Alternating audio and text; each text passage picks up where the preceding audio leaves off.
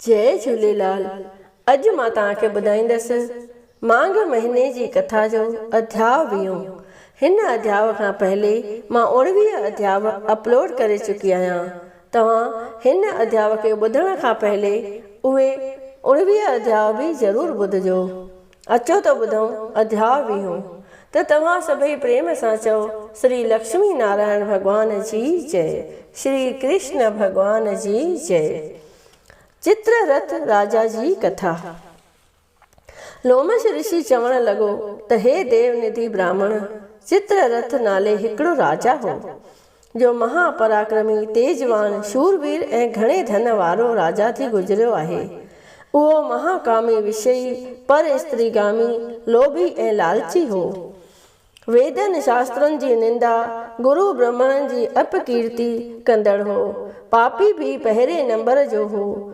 घणनि ई निर्दोषनि ते दंड विझंदो हो ऐं गुरु सजाऊं ॾींदो हो। हे देवनिधि, उहो दुष्ट राजा ज़ुल्म कंदे कंदे नेठि हिकिड़े ॾींहुं काल जो शिकार बणियो। जॾहिं जमदूत उनखे डंडा हणंदा, मुदगरनि सां मारींदा यमराज वटि वठी वञण लॻा। यमपुरीअ जो रस्तो कहिड़ो न महाभयानक आहे, जो किथे बि वणनि जी छांव कान्हे, न की अन्न जल जो को नालो आहे। बुख ऐं उन जे विघे ऐं जीव ॾाढो हलाक थिए थो।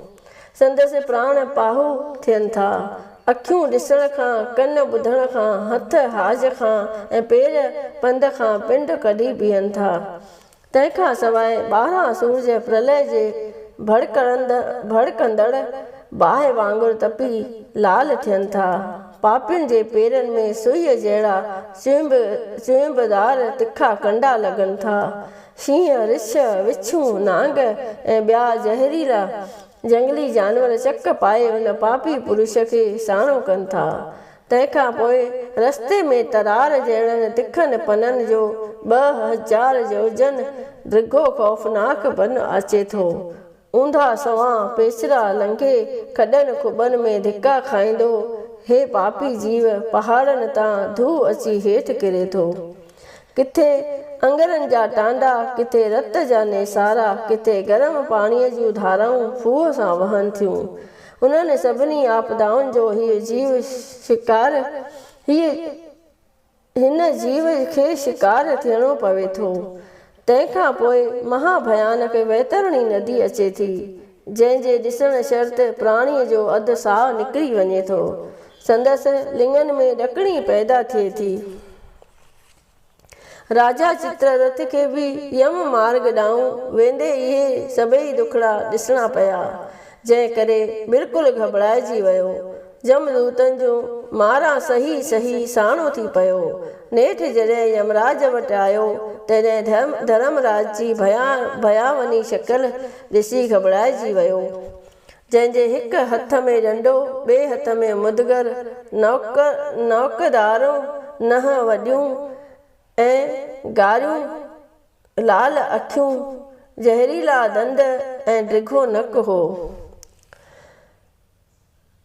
धर्मराज यमदूतनि खे हुकुम कयो त हिन महापापीअ खे रसीअ सां जकड़े चौखुंबो ॿधी नरक में वठी वञो।